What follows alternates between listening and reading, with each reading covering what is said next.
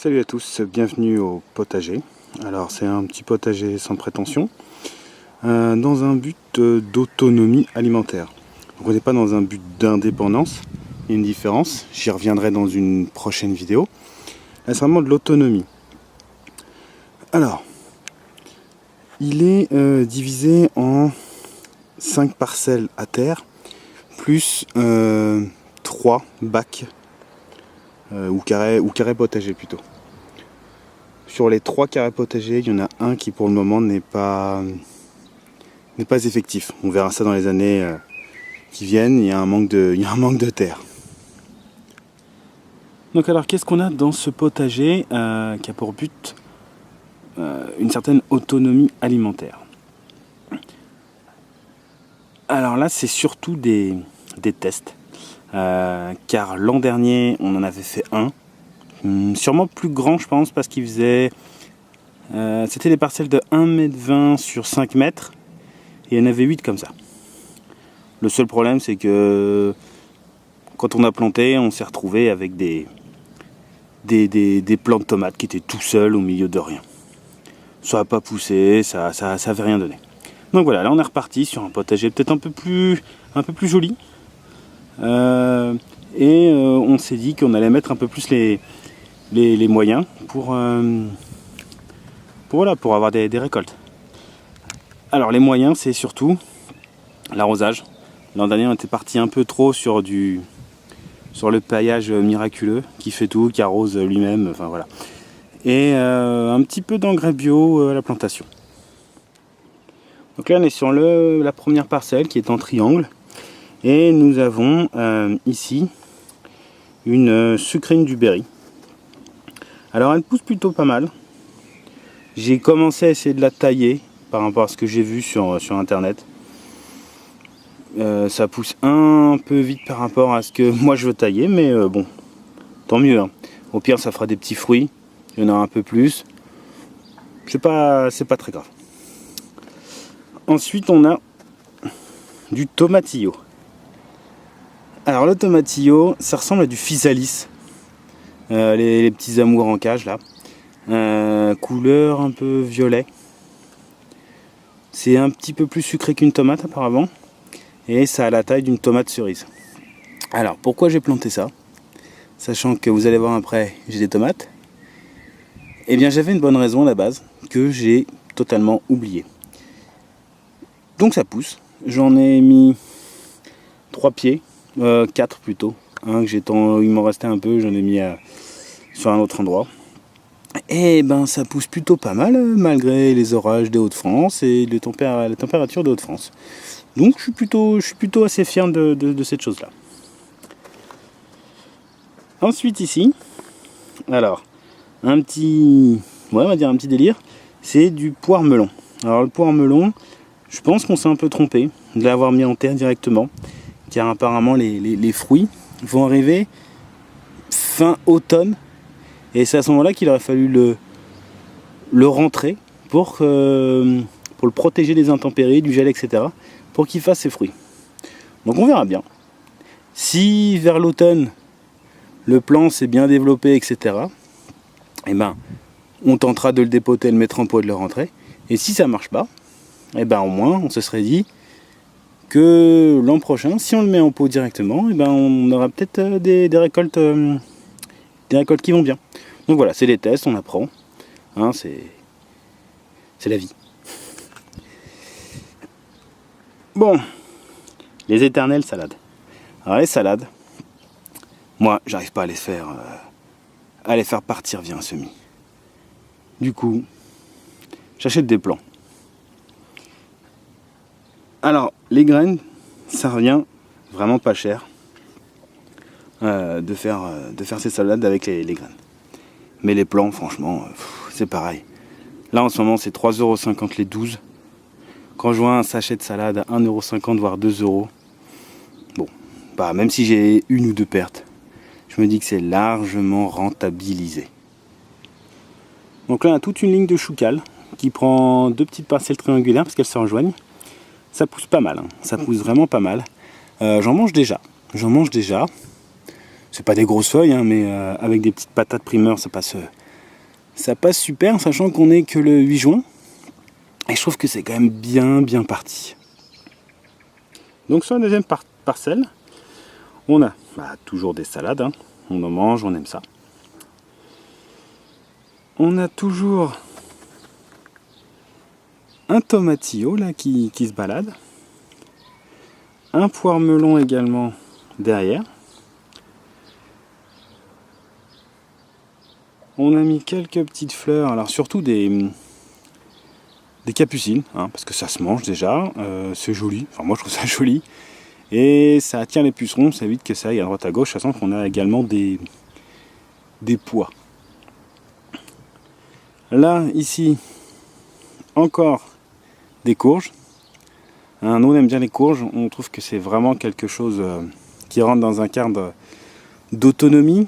Ça produit bien, ça ne demande pas trop d'entretien. Et surtout ça se garde. Vous le mettez dans votre cave, température ambiante, pas besoin de faire des bocaux, des conserves ou quoi que ce soit, ça se conserve. C'est vraiment un aliment génial. Donc alors toujours le poire melon là, j'ai changé d'angle de vue. C'est surtout pour montrer qu'on a fait une forêt, hein, j'ai envie de dire ça, de haricots. L'an dernier j'en avais planté un petit peu, ça avait super bien poussé. Et voilà, c'était un petit peu. Là, j'ai fait le tour d'un tipi en bois là, de mauvaise qualité, acheté super cher, hein, mais bon, on se fait toujours avoir. J'ai fait tout le tour avec plein de graines. Tout n'a pas poussé bien entendu, avec les pluies il y en a plein qui ont été déterrés, sachant que j'ai utilisé l'adage qui dit qu'il me semble le haricot doit voir partir son potagiste, hein, je sais pas comment on peut appeler ça. C'est-à-dire qu'il ne faut pas les planter très profond, malgré la taille de la graine. Donc c'est ce que j'ai essayé de faire. Ça a quand même bien poussé sur une partie. La première parcelle, j'avais fait pareil, mais panier repas pour limaces. Hein. Il n'y a rien qui est resté. Il y avait plus que les tiges. Et une fois que ils n'avaient plus de feuilles, ils ont mangé les tiges. Donc là, ça pousse pas mal. J'ai l'impression que ça va déjà faire des fleurs, alors que on est tôt quand même. Et c'est toujours pas agrippé sur la petite palissade. Voilà la troisième parcelle. Alors cette troisième parcelle, c'était la première qu'on a plantée. Et on a planté une alternance de salade à couper et de choux cabu. Alors les salades ont donné... Ouais, plutôt pas mal. Mais à la pointe là-bas, que vous voyez, en fait, les choux, les salades, etc., ça ne pousse pas génial. J'ai l'impression que la terre est un peu trop tassée pour que les racines s'étendent, donc les plants restent rachitiques. Contrairement à là, où là on a quand même, à mon sens, hein, après je me trompe peut-être, un beau chou et j'ai déjà mangé une salade, même deux. Mais là, voilà, on a quand même une belle salade à couper, qu'il va falloir que je mange d'ailleurs. Ensuite, j'ai voulu faire un peu de zèle, et j'ai mis des tournesols. Hein. L'an dernier, j'en avais mis 2-3 graines, ça a poussé. Génial. Je trouve ça joli. En plus, j'ai pris des graines à grosses fleurs, voilà, une variété à grosses fleurs. Je trouve ça sympa. Donc voilà, j'en ai mis pas mal, ça pousse, ça poussote. J'ai mis aussi du maïs. Mais là, le maïs, il a un peu plus de mal. Hein. Je sais pas. Pourtant, il est arrosé pareil.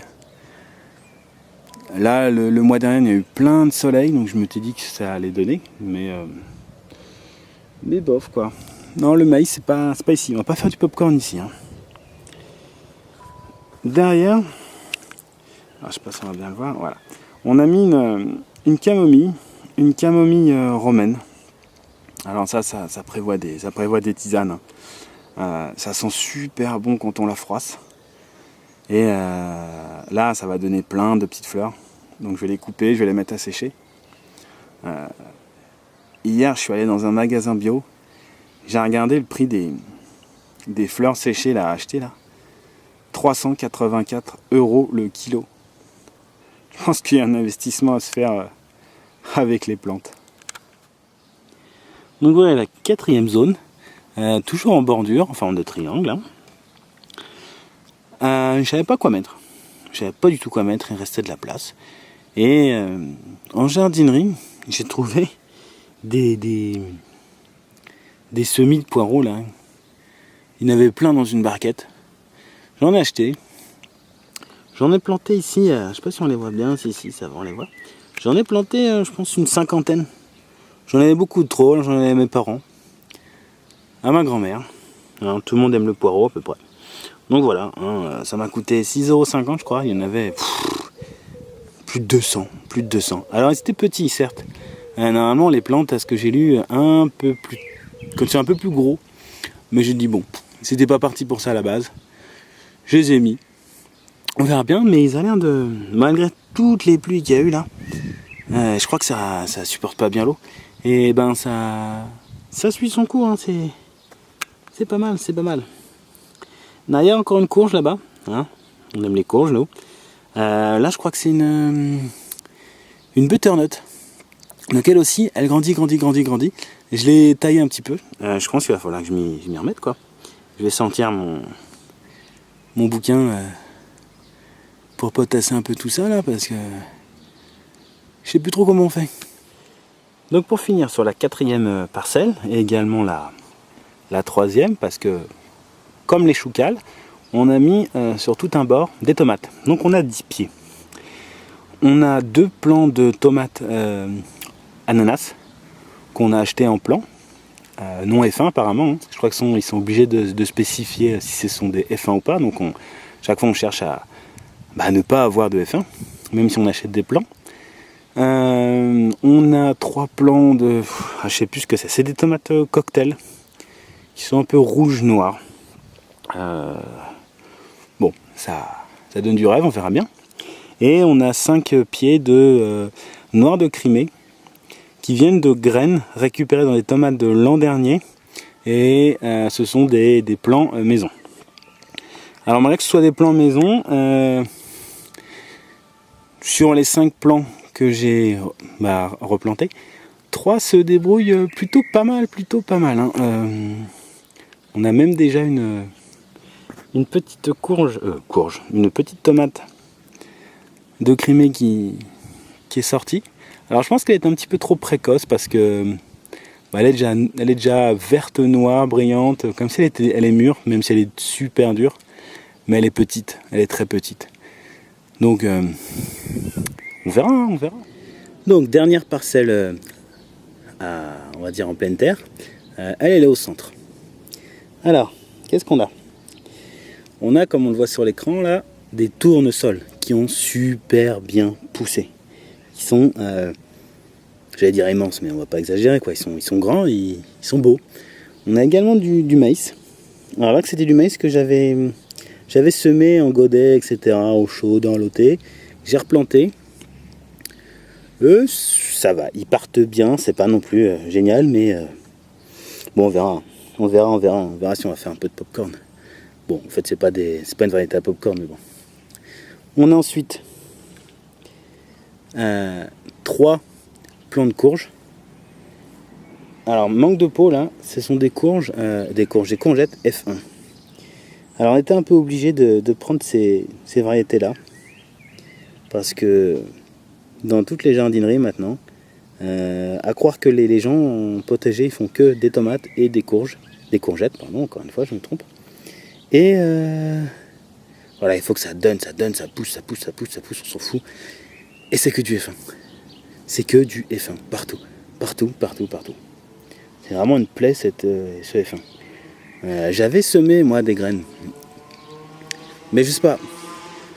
Sur les 8 que j'avais plantés de courgettes, 2 ont réussi à germer au bout de 20 jours quand même.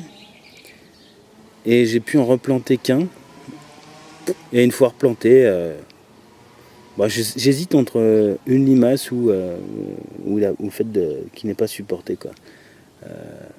Donc voilà. Donc on était obligé, on ne pouvait plus refaire de semis à ce que j'ai compris. Donc voilà. Donc on a racheté des courgettes rondes là, F1 là. Et donc un plant comme ça, et 2 plants de courgettes, on va dire longues, hein, mais jaunes aussi. Pareil, il n'y avait plus de vertes, il n'y avait que des jaunes. Pourtant il n'y a pas été tard. Hein. J'ai mis également là un petit système de cordes, un petit treillage là, parce que j'ai remis des haricots, vu qu'ils s'étaient fait manger par les limaces. Je me suis dit je vais en remettre quand même un petit peu. Donc la même technique, hein. J'ai fait une tranchée, j'en ai mis pas mal, ça a poussé. Un autre point de vue de la petite pincelle là, avec à l'écran la sauge ananas. Ça sent divinement bon. C'est vraiment génial. Et un peu d'eau chaude, allez, 2-3 feuilles et c'est déjà aromatisé. C'est génial. Alors au début quand on l'a plantée, elle donnait... elle était un peu chétive quoi. Ses feuilles tournaient au marron, on s'est dit, c'est pas le bon emplacement. Malgré qu'il y ait marqué ensoleillé et tout ça, c'est pas du tout le bon emplacement. On s'est dit, bon, on va la laisser, on verra bien, et puis au pire, on en rachètera une. Et finalement, et ben là, elle se plaît vraiment, vraiment, vraiment. Alors j'ai laissé un peu les mauvaises herbes, entre guillemets, autour. Je me dis que ça forme un paillage naturel et ça retient un peu l'eau là. Parce que j'ai l'impression qu'elle supportait pas, c'était le fait d'être vraiment au soleil et sans eau, sachant que ici la terre, elle est très sableuse, très calcaire.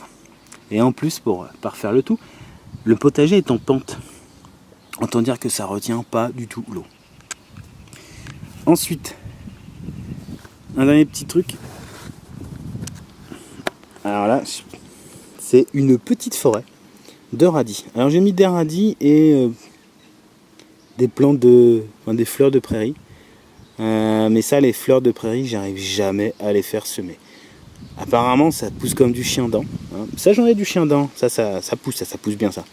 Mais les fleurs, moi, je n'y arrive pas. Tout ce qui est semé directement dans le jardin, je sais pas, j'ai un mauvais karma.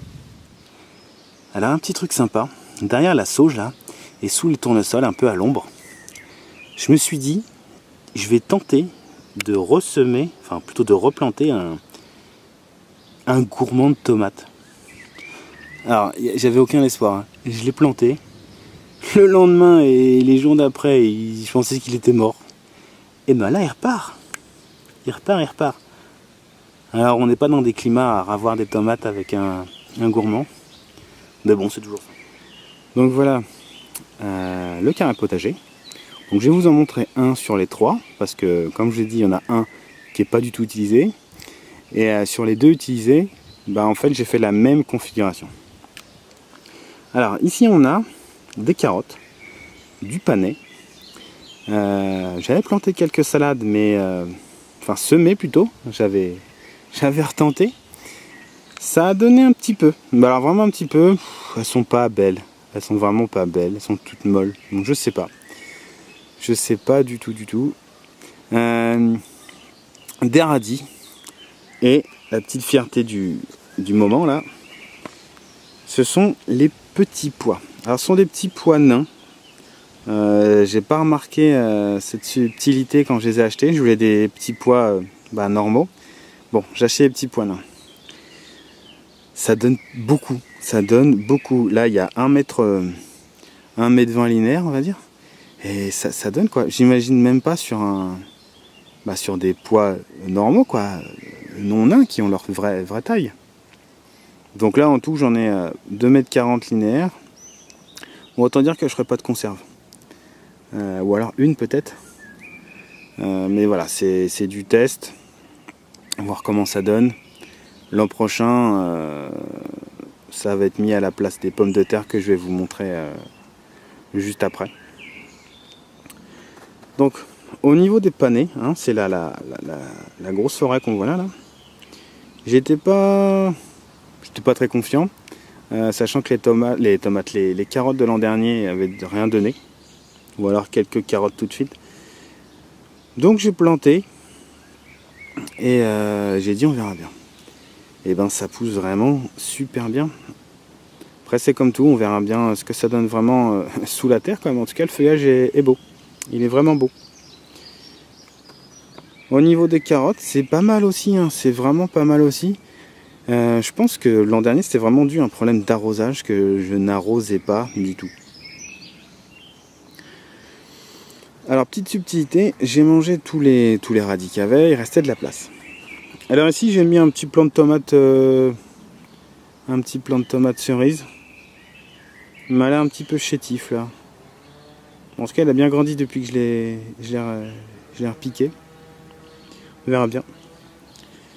Et ici, de la verveine citron. Alors ça, c'est pareil, c'est vraiment quelque chose que j'adore. Au même titre que la sauge ananas. C'est une de mes plantes aromatiques préférées. Pour se détendre et puis pour parfumer une eau, par exemple là, l'été va bientôt arriver. Un peu de sauge ananas, de la citronnelle, de la verveine citronnelle, un peu de menthe bergamote. On laisse infuser et puis c'est génial quoi. Alors pour finir niveau légumes, les éternelles pommes de terre. Alors, on peut pas passer à côté. Donc là je pense qu'aussi c'est pareil, c'est un aliment parfait pour ceux qui veulent être un peu en autosuffisance, en autonomie, tous les survivalistes, les homesteaders. Je pense que ça c'est un incontournable. Hein. Donc là elle pousse bien. L'an dernier j'avais essayé de faire de la culture sans but, avec du paillé de lin. Alors les patates étaient revenues chères du coup. Hein. En plus j'avais fait des râtes. Résultat, pas beaucoup de patates, des petites. Et si on comptait le coût du paillis, ça m'a revenu très très cher le kilo de pommes de terre. Hein. Donc là j'ai buté, mais j'ai très mal buté en fait. Sur le coup j'avais pas bien compris l'intérêt du butage. Je pensais que c'était juste pour faire un ancrage à la pomme de terre. Et je me suis réalisé après que non, c'était aussi pour avoir de l'espace, pour avoir plus de tubercules. Et j'ai regardé une vidéo sur internet d'un agriculteur qui lui a une technique apparemment qui est en train d'être je sais pas comment dire, mais voilà, c'est tout le monde le fait. C'est en fait de faire des pré-buts et on va mettre la pomme de terre dans cette butte, à peu près 17-18 cm. Et voilà, comme ça, c'est déjà buté d'avance. Il n'y a pas à revenir. Alors passons maintenant aux fruits. Ou assimilés. Ici, de la rhubarbe. Alors cette rhubarbe, soit elle est vieille, parce qu'elle était là quand on a acquis la maison, soit la terre est trop pauvre, soit c'est trop serré. Parce qu'en fait, elle reste tapissante et on n'a que des petites tiges. Alors pas de quoi clairement faire une tarte, hein, sachant que nos fraises ne poussent pas non plus. Donc là, la rhubarbe, je pense que l'an prochain, on s'était dit cette année, c'est la dernière fois, on verra bien. Mais voilà, cette année, je pense qu'on va, l'an prochain, on va racheter des plants. Allez, on continue avec les fruits, avec ici un figuier. Alors ce figuier, il a un petit peu voyagé parce qu'il vient d'Italie. C'est une bouture qui a été faite d'un figuier lors d'un voyage en Italie par la famille. Donc on l'a mis sans grand espoir cet automne dans la terre. On l'a protégé avec un voile, en se disant toujours pareil, on verra bien, on apprendra. Et il y a, on va dire un mois et demi, on s'est dit tiens on va enlever même s'il risque un petit peu de gelée, bon c'est quand même des figuiers, c'est assez résistant, hein. C'est un peu la mauvaise herbe des fruitiers. Donc voilà, on a enlevé, et surprise, il y avait déjà 2 figues. Je sais pas si elles vont donner quelque chose. Un autre fruitier, donc là c'est un pommier. On a choisi une variété auto-fertile, c'est la variété Faro. Alors apparemment, ce qu'on a lu, c'est une très vieille variété française, très rustique. Donc là, il a bien passé l'hiver. Pareil, on l'avait mis dans un petit voile. Et voilà, il a des petites feuilles. C'est pas pour tout de suite les pommes. Pour finir, en bordure de potager, donc c'est le côté nord. Donc le potager il reste ensoleillé. On a différents fruitiers. Alors ici c'est un fraisier dont je ne connais pas du tout la variété. Nous sommes le 8 juin et là les cerises sont au rouge-jaune. Il me semble qu'elle l'an dernier elle n'avait pas mûri plus que ça. Donc je ne sais pas du tout ce que c'est comme variété. Ensuite, ici, nous avons un prunier. Alors pareil, aucune idée de la variété que c'est. Les fruits sont pas du tout mûrs là. Ça va donner, je pense, si c'est comme l'an dernier, dans un mois. Dans un mois, il va y en avoir plein. L'an dernier, on a fait plein de conserves. Troisième fruitier, un autre cerisier. Donc lui qui a déjà donné. Alors là, il n'y a plus rien. D'une part parce que soit c'est tombé, soit les oiseaux sont passés par là. Ils nous ont vraiment rien laissé. Rien. Et puis les vers aussi, hein, il y en avait pas mal. Bon, comme on dit, ça fait des protéines. Donc là pareil, je connais pas du tout la variété. Ça a donné fin mai, comme l'an dernier.